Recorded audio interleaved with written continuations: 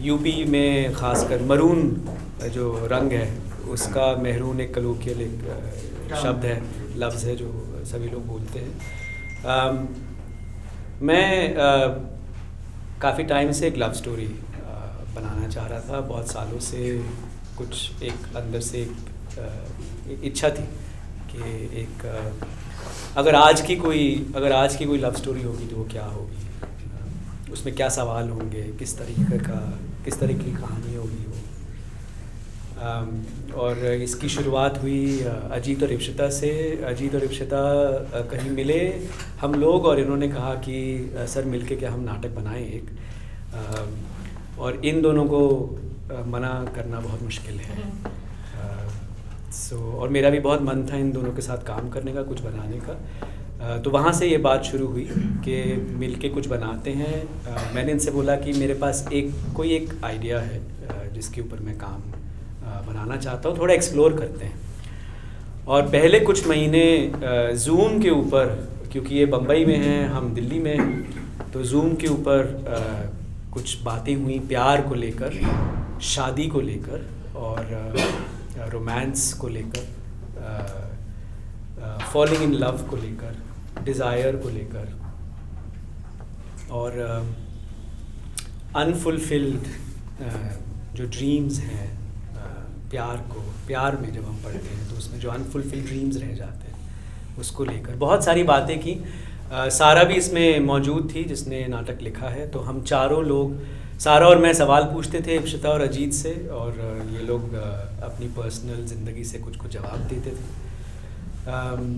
उसके बाद इन मीटिंग्स के बाद सारा ने कुछ 12 पन्नों की एक कहानी लिखी।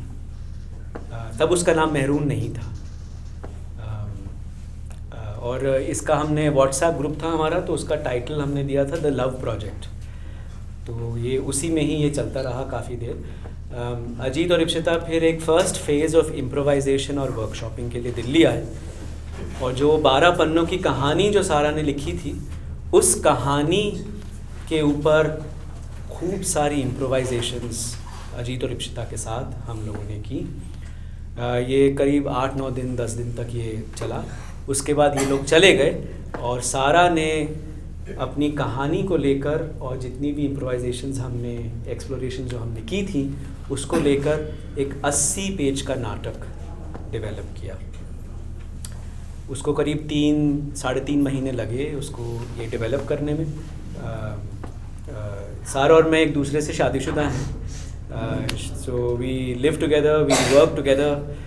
तो मुझे ड्राफ्ट सुनाती थी, मैं उसे फीडबैक देता था, वो फिर और सीन्स लिखती थी। फिर धीरे धीरे शुरुआत की कहानी में सिर्फ अजीत और इप्शिता के कैरेक्टर्स थे, कोरस और बाकी विधवाएं जो थी वो नहीं थी। तो जब वो नाटक बना उसमें बहुत सारे और सीन्स लिखे गए, तो उसमें फिर विधवाओं के बहुत सारे और किरदार आए। आश्रम की जो ज़िंदगी जो बनानी है, कहाँ पर क्या है, किस तरीके के अंदर लोग हैं, वो बने।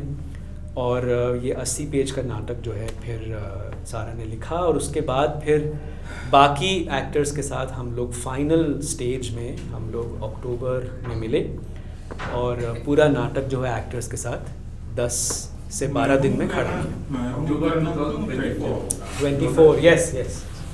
तो ये फॉकलोर और फॉकटेल जैसा आपने बनाया है, जी। लगता है लोक कथा है कोई? हाँ, लोक कथा। मतलब ये आइडिया कैसे आया कि इसको लोक कथा में मतलब ऐसा लगे कि बहुत पहले और लोकेल राजस्थान का कुछ दिख रहा है। हाँ, तो ये आप देखेंगे कि वृंदावन करके एक सच में जगह है राजस्थान में, और वहाँ पर खासकर बंगाल की विधवाएं ज़्यादा है। उसको भी बांग्ला टच था। हाँ, वृंदावन में भी है ये सर। हाँ, वृंदावन मथुरा वृंदावन है। हाँ, वहाँ पर भी बहुत बड़ा आश्रम है वहाँ पर। और वहाँ से हमने, जो लोग वहाँ गए थे उनसे हम लोग मिले, उनसे बात की। उन्होंने अपने एक्सपीरियंसेस के बारे में हमें बताया। उसके कुछ झलक जो है वो कुछ सीन्स में आती है। और बात जो है वो इससे शुरू हुई कि हम लोग रसिक प्रिया करके एक बहुत अच्छी कलेक्शन ऑफ पोइट्री है जिसमें कि राधा जो है वो कृष्ण के बारे में बहुत कुछ बोलती हैं। और उसमें उसमें एक छोटा सा कपलेट है, एक दोहा आता है, वो बोलती है कि तुम आया करो रात को सुबह जाने के लिए, रहा मत करो, तुम्हारे इंतज़ार से मैं राधा बनती हूँ। तो वो हमने पकड़ा, और फिर वो और ये विधवा और बंगाल से राजस्थान का सफ़र से ये पूरा कहानी जो है वो धीरे धीरे डेवलप होनी शुरू हुई। तो जो मैं कह रहा था, उसको महरूम कहना क्यों तय पाया? दूसरा जो डॉक्टर साहब का सवाल है, उसी से जुड़ा सवाल मेरा था कि उसको मॉडर्न फोकलोर कहना या मॉडर्न फोकटेल कहना वो कितना मुनासिब है? हमने बहुत सारी फोक टेल्स प्यार के बारे में सुनी हैं, पढ़ी हैं, उस पर हम लोग बड़े हुए हैं। सोनी महिवाल है, शेक्सपियर का रोमियो जूलियट है, जो कि अब एक फोक टेल के जैसे ही है, उसी के जैसे ही है। कितने फिल्मों में हमने सेम स्टोरी को अलग अलग तरीक़ों से देखा है। तो ये मुझे शुरू से मुझे ये था कि ये जो हम लिखने वाले हैं, जो हम करने वाले हैं, इसमें ये एक एंशिएंट कहानी है, ये एक ऐसी कहानी चली आ रही है, बरसों से, पुश्तों से चली आ रही है ये कहानी।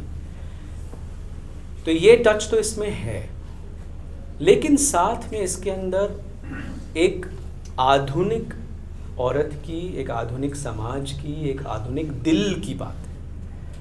तो ये जो अपने आप को ये टटोलती रहती है लड़की बार बार कि मुझे चाहिए क्या, you know, to know one's desire, what do I want.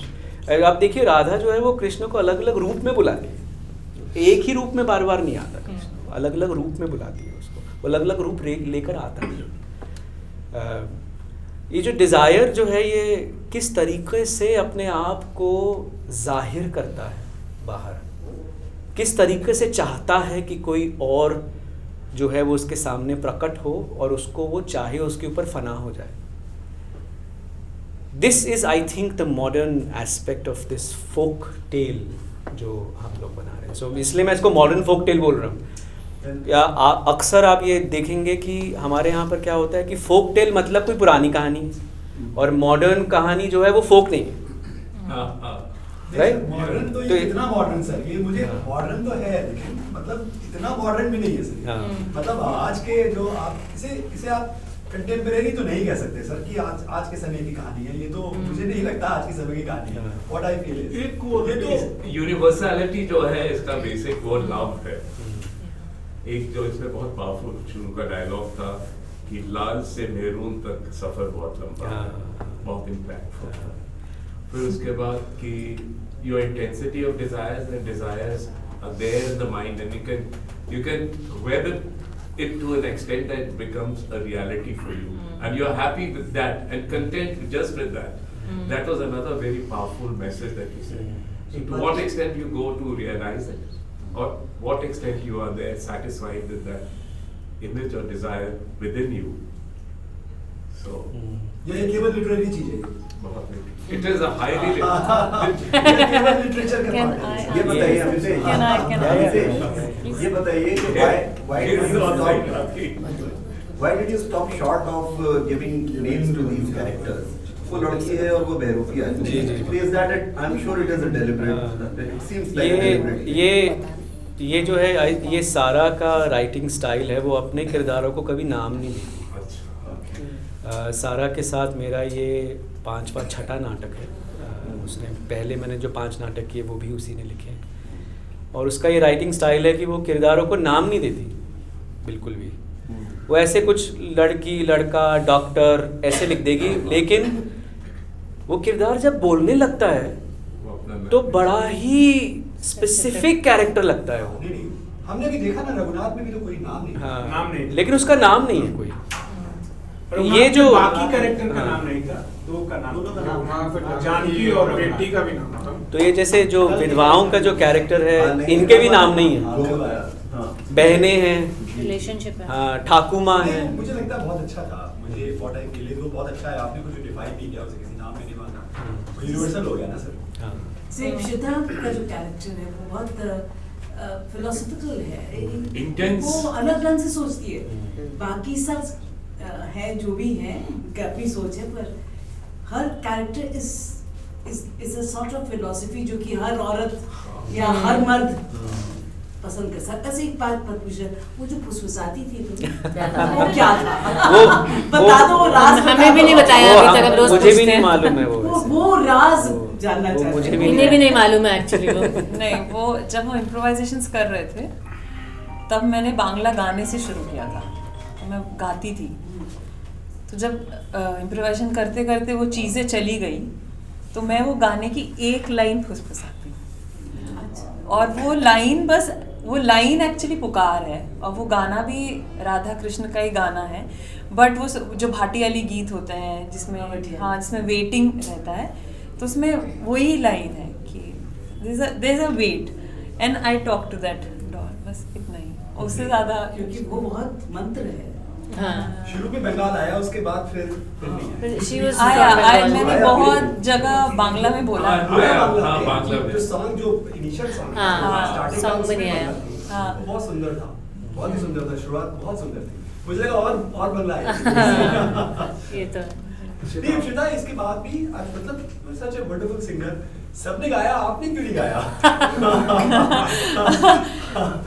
मुझे एक्चुअली लगता है कि वो डायरेक्टर का भी चॉइस है कि सब जानते हैं तो डायरेक्टर से पूछा हूं मैं कि वही मतलब सब जानते हैं कि आप हर प्ले में गाना गाते हो, so let people wait that you will sing. Wait करते रहेंगे हम लोग। हाँ, फाइनली इसलिए लास्ट गाने में गाया। थोड़ा सा रिहर्सल में वैसे इप्शिता ने पूछा था मुझसे, जब इसको बनता हुआ नाटक दिखने लगा तो इसने कहा सर सभी गा रहे, मैं नहीं गाऊंगा। ये हमारा सवाल जायज है। ऑब्जर्वेशन बहुत करेक्ट। आपका रोल इतना इंटेंस है इप्शिता, तो थोड़ा सा बैकग्राउंड के बारे में हम लोग को बताएंगे। जी। I mean, so that we can wrap it around us कि how did you pick up and how did you emote and why did you emote so beautifully? Thank you sir. And from the very beginning, from the first scene. बाप रे, ये तो मुझे नहीं पता, लेकिन मैं अपना बैकग्राउंड थोड़ा इसको लेके भी दूंगी क्योंकि वो जूम मीटिंग्स के बारे में सर ने कहा।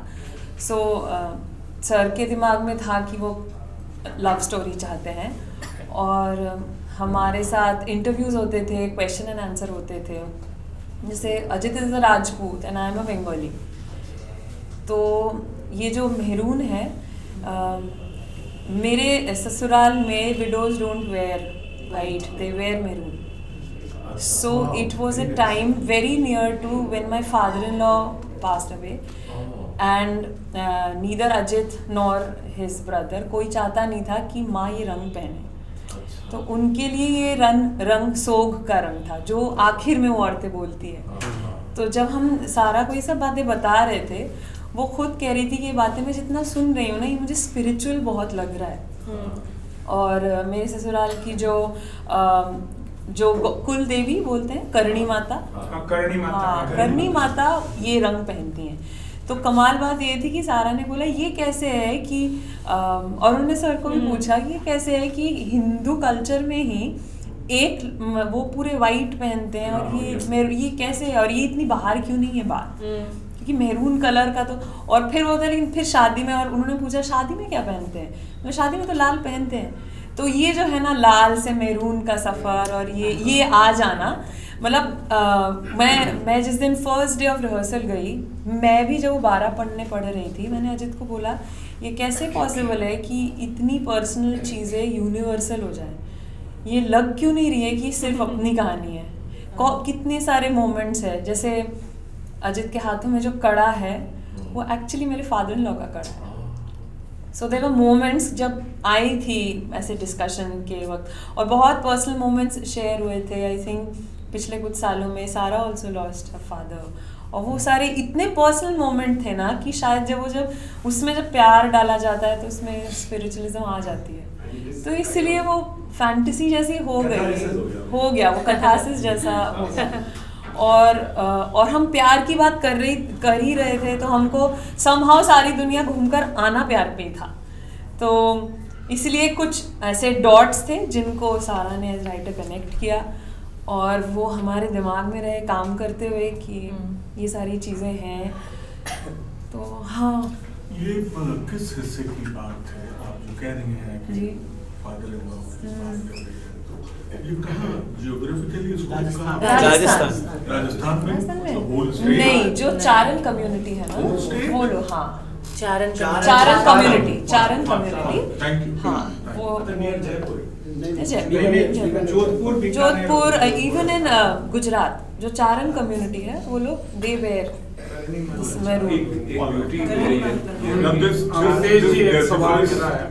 आपका पूरा प्ले जो है वो विधवा आश्रम पे केंद्रित है, लेकिन आपका जो विधवा आश्रम है बहुत आदर्श स्थिति है कि हम जो अखबारों में पढ़ते हैं वहाँ के बारे में या संवासनी गृह के बारे में, तो अक्सर ये खबर आती है कि वहाँ शोषण होता है, आपस में लड़ाई झगड़े होते हैं। तो आपको नहीं लगता कि ये जो समाज का एक विधवा आश्रम की तस्वीर है उससे अलग ये बड़ा ही इसमें भाईचारा है सारी विधवाओं के बीच में और जो वो वर्दली है वो भी कोई ऐसा व्यवहार नहीं कर रहा, वो भी प्रेम का व्यवहार है ये और उनको बाजार जाने की छूट भी है। तो आपको लगता है कि ये यथार्थ से हमारा थोड़ा कहीं विचलित है? पूरा नाटक ही फैंटेसी है, रोमांटिक है बहुत, आई थिंक यथार्थ को छोड़ना इस प्रोसेस का बहुत बड़ा हिस्सा रहा है। जो आप कह रहे हैं आश्रम के विधवा आश्रम के बारे में, ये सबको मालूम है, हमें भी मालूम है। और लेकिन इस नाटक की दुनिया को बनाना जो कि उस यथार्थ से उठकर कहीं और चला जाता है, वो मेरे लिए बहुत इम्पोर्टेंट था। तो ये सारे सवाल आए थे प्रोसेस में कि भाई ये दो कैरेक्टर्स के बीच में क्या कुछ विवाद हो सकता है, कोई एक कैरेक्टर है जिसको कि बाकी लोग जो है पसंद नहीं करते, निकाल देते हैं वगैरह वगैरह। ये प्रोसेस में सारे सवाल आए थे, लेकिन वो इस दुनिया का हिस्सा नहीं है जो हम दुनिया बना रहे हैं, उसका हिस्सा नहीं है। मैं कभी नहीं चाहता हूँ, प्रोसेस से कभी नहीं चाहता था कि ये नाटक जो है ये विधवा आश्रम का नाटक बन जाए। विधवा आश्रम इसकी एक सिचुएशन है, इसकी जो बाउंड्री है वो नैरेटिव की बाउंड्री जो है वो है, लेकिन बात कुछ और हो रही है इसमें। इसलिए इसमें जो है आपको यथार्थवाद इतना नहीं दिखता, आश्रम की बात नहीं दिखती, लड़की की बात दिखती है, प्यार की बात दिखती है, डिज़ायर की बात दिखती है, फैंटेसी की बात दिखती है। और आश्रम हमेशा आता जाता रहता है। आप ये देखें कि जिस तरह से सीन्स आते जाते हैं, आश्रम आता है और चला जाता है, फिर बाजार आता है चला जाता है। आश्रम के अंदर हमेशा नहीं रहती है। और बहुत सारे किरदार हैं जो ये बोलते भी हैं, जैसे कि इनका किरदार है जो ये बोलता है कि ये मेहरून का भार जो है तुझे उठाना पड़ेगा और तुझे खुद कमाना पड़ेगा यहाँ, और हमें यहाँ पे आज़ादी है।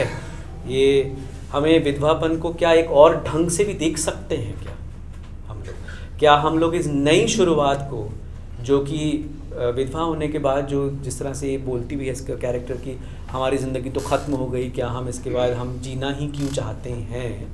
लेकिन बहुत सारे ऐसे सीन्स हैं जिसमें कि उसके जीने का मकसद और वो जो जीवन है वो कैसे शादीशुदा जीवन से या किसी और जीवन से बहुत अलग हो सकता है, वो ये सीन्स दिखाते हैं। तो ये आपने बिल्कुल ठीक पकड़ा। उनका कैरेक्टर, आपका कैरेक्टर कहता है ये तो शरण स्थली है, मतलब पुरुषवादी समाज से ऐसा लगता है कि उनके लिए बहुत बेहतर जगह है ये। बहुत बेहतर जगह हो सकती है, आपने बिल्कुल। हाँ, बिल्कुल सच्चाई ये नहीं है, लेकिन अगर हो जाए तो क्या बात है, लेकिन बहुत सुंदर सपना है। सही कहा। अच्छा, एक चीज हो रहा है, जैसे एक किस्म से ट्रेजेडी दिखती है आखिर में, पर अनफुलफिल्ड लव नहीं दिखा इशिता के कैरेक्टर से। Love wasn't unfulfilled. She realized it through inner fantasy, and she realized it to the extent that it can happen in reality. वो बार-बार इसका कैरेक्टर जो है वो बार-बार एक चीज़ बोलता है, which is something that I think is very personal to us, to me. She keeps saying कि श्राप बोलती नहीं है, लेकिन उसका मतलब ये है कि मुझ पर श्राप है कि अगर मैं बहुत खुश हो जाऊँ तो वो चीज़ ज़ेर हो जाएगी, ख़त्म हो जाएगी। तो मैं खुश होंगी नहीं। वो रियलाइज हो जाएगा, वो खत्म हो जाएगा। हाँ, वो बार बार बोलती है तुम हकीकत की ज़मीन पर कभी मत उतर, कभी मत। तुम हमेशा ख्वाबों में रहना, क्योंकि ख्वाब ही मुझे चलाते हैं। और वो जब भी सीन आता है, मतलब हम लोग तो रोते हैं, सच में रोते हैं। हर बार वो सीन देख के हम लोग रोते हैं। एक और डायमेंशन दे दिया जिंदगी जीने का। हाँ, मेरे हिसाब में it's for the dreamers basically, for the dreamers. और हमारे लिए तो as theatre artists the stage is the dream. उस पर हम एक सपना ही तो दिखा रहे हैं, हम क्या दिखा रहे हैं। And watching the play was a dream for us. Amitesh, इसमें जो इस पूरी परफॉर्मेंस का एक ऑर्गेनिक इंटीग्रेशन जो है वो एक बड़ा इम्पोर्टेंट उसमें निकल के आता है। तो पूरे मतलब कॉस्ट्यूम के साथ और पूरे उसके साथ एम्बियंस के साथ लाइट्स के साथ ये सब की कितनी रिहर्सल थी उस तरह की, क्योंकि वो जी मेरा प्रोसेस जो है वो थोड़ा लंबा रहता है। हर नाटक में कम से कम 9 महीने से 1 साल लग जाता है मुझे बनाने में।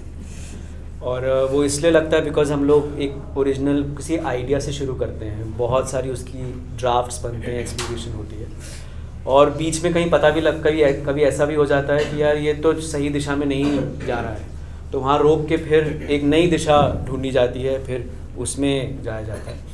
And I spend a lot of time with the writer and with the designers, जहाँ पे एक्टर्स मौजूद ही नहीं होते हैं। तो फॉर एग्ज़ाम्पल जो कॉस्ट्यूम में आपने अलग अलग मरून के शेड्स देखे, हर कॉस्ट्यूम में अलग अलग शेड्स हैं मरून के, तो ये कंचन के साथ जो खड़ी है पीछे, उसके साथ हफ्तों सिर्फ ये शेड्स के ऊपर बात चली कि कितने तरीक़ों के मरून के शेड्स दिखेंगे। वो लाल नहीं होने चाहिए, वो भूरे भी नहीं होने चाहिए, वो ग्रे भी नहीं होने चाहिए, वो मरून के ही उसमें रहें, लेकिन उसके सारे जितने शेड्स पॉसिबल हैं। तो वो अलमारियों से हमारी साड़ियाँ निकली, सूट्स निकले, कंचन लेके आई, सारा लेके आई, इप्शिता, ये सभी सारे शेड्स निकाल के देखे। कुछ पुराने माँओं, दादियों, नानियों की साड़ियाँ और सूट्स रखे थे, वो निकाल के देखे, उनकी फ़ोटोग्राफ्स ली, और कंचन ने फिर एक कलर पैलेट बनाना शुरू किया पूरे नाटक का। वो कलर पैलेट में उसके कॉस्ट्यूम्स भी आए, उस कलर पैलेट में जो सेट पे हमें दिखाई देती हैं चीज़ें वो आई, जो ये उठाती हैं, गठरी उठाती हैं, उसके कलर मैच हुए।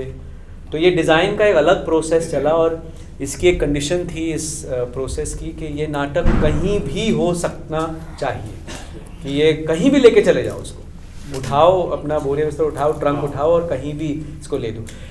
लेकिन मैं डिज़ाइन पे कॉम्प्रोमाइज़ नहीं करना चाहता था, और ये वो वाला नाटक है कि हमें आप 5-6 घंटे भी दे दीजिए तो हम इसको कर सकें।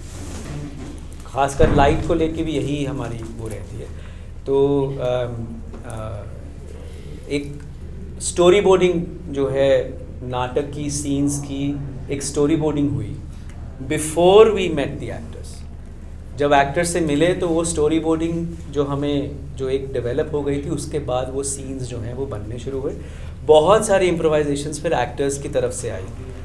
कुछ रस्में हैं जो आप इसमें देखते हैं, वो सारी एक्टर्स की इम्प्रोवाइजेशंस से आई।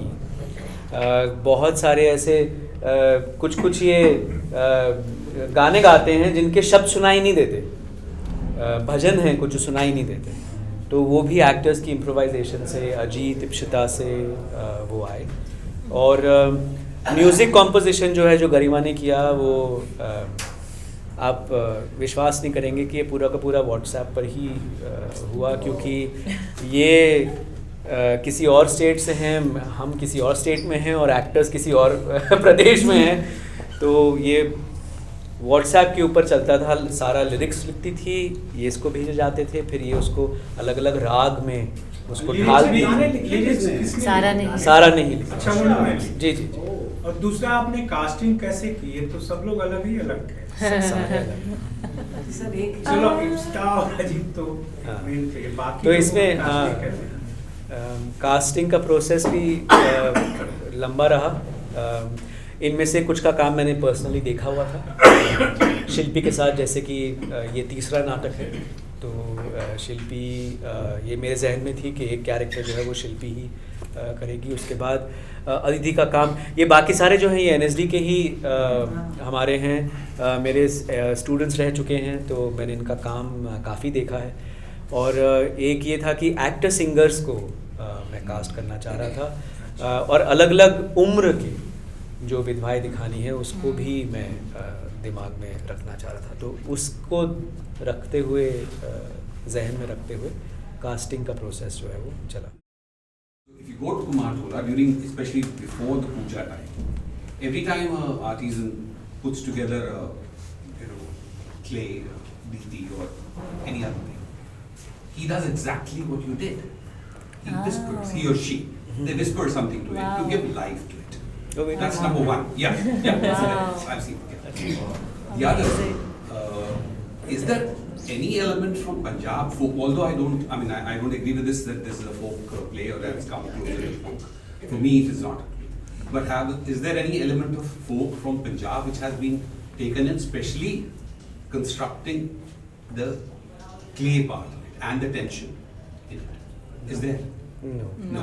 Okay, in Punjabi folk, right from our side of Punjab through the Pakistani Punjab, cross Afghanistan, cross Iran, go up to Turkey. There's a belief among women,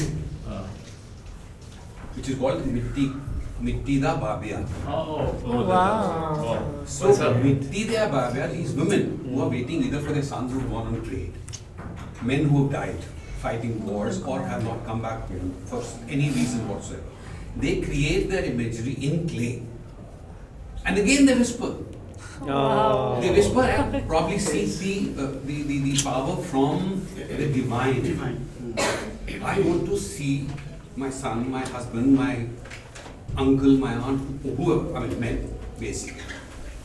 So, did you guys study that? No, we didn't. This We didn't is, know this. and thank you for. Mitti da Babya is an amazing. Amazing. You must listen to that. Ranjit Singh ji ne gaya hua hai. It's like a Sufi folklore, कह सकते हैं. It was actually, I was so convinced that you had probably seen it, or at least gone to Kumar Thola in. Kumar Thola I have been because Did you see this thing? No, not the whispering. It happens. I think मिट्टी जो चीज़ है, that is मतलब किसी भी औरत को मिट्टी से जोड़ना है, it is a sign of it's a sign of love, fertility. And है ना, जो जैसे जो मिच्छ कटिकम है इस माटी की गाड़ी and it is about love. And मुझे लगता है और एक फीमेल फिगर जब एक मिट्टी के साथ जुड़ती है, I think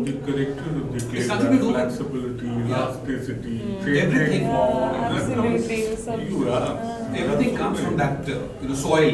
You're the other connected with agriculture or our life cycles or for that matter even our festivals. You take it anywhere. आपका नाम क्या है? राजेंद्र अरोड़ा। क्या मैं आपको, ये आपने एक बहुत खूबसूरत चीज़ आज हमें बताई है, क्या मैं आपको आगे के लिए कोट कर सकता हूँ? मिट्टी का बात, because it's such a beautiful thing you have told us, and पता नहीं कैसे हमारा इससे इत्तेफाक नहीं रहा इस चीज़ से। Even more universal than we knew. बहुत बढ़िया चीज़ इन्होंने। लेकिन आप लोग पहुंचे तो एक ही जगह पे ना सर। Exactly. रास्ता लिया। रास्ता वही है। क्या बात आप है? ना चाहते हुए भी पहुंचे। ये पावर ऑफ थिएटर है। क्या बात है?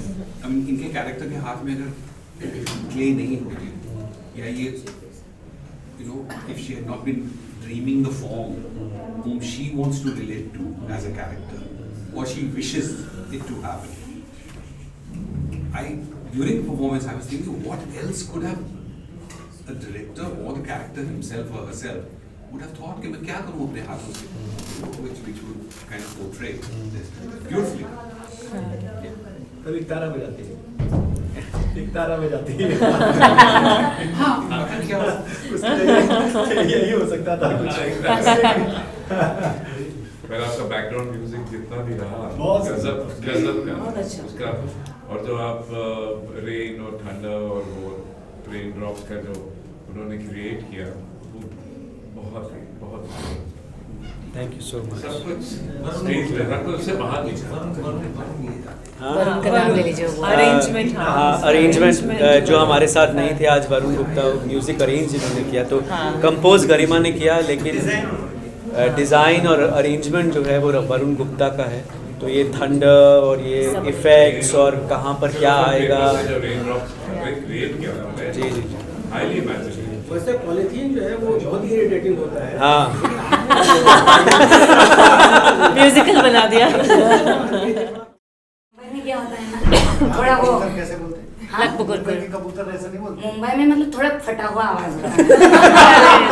सुरीले नहीं है। क्योंकि सुन के आप लोगों को बुरा लगेगा ये बात, आसाम में कबूतर कम है।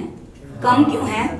खा जाते हैं। आसाम में कबूतर खाते हैं लेकिन और मुंबई में कबूतर बहुत ज्यादा होते जा रहे हैं क्योंकि वहाँ खाते नहीं हैं।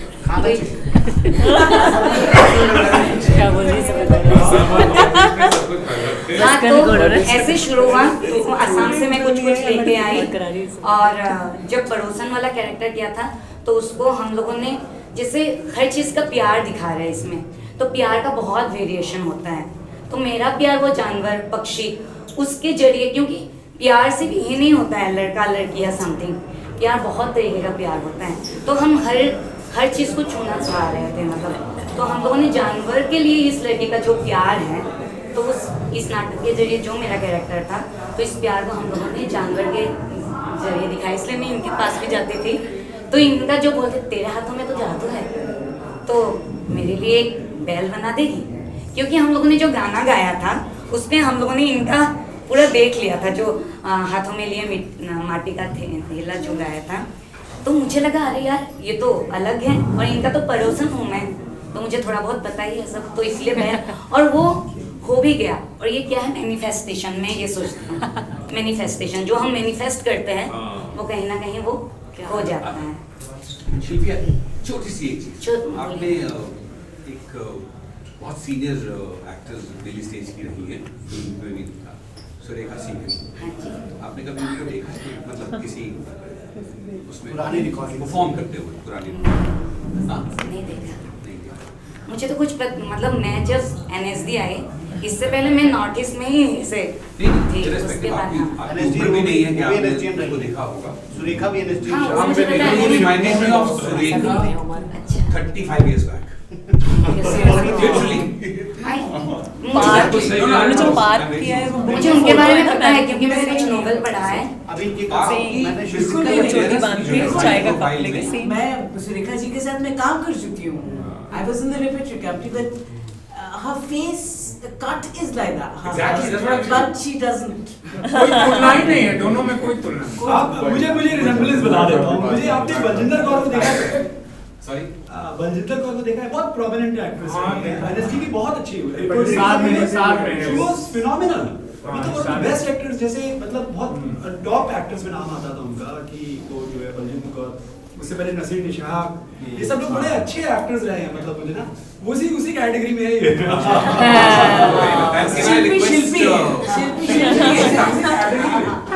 मतलब वो बहुत अच्छे एक्टर्स की कैटेगरी में। मैं एक रिक्वेस्ट कर सकता हूँ पहले से? आपने हाथ से जो अपने वो बंदे बनाए थे, जो वो एक बना के विंटरवेयर म्यूजियम के लिए ले जा सकते हैं? We would love to do it. Yes. Lovely. I'm making a request from you. Thank you very much.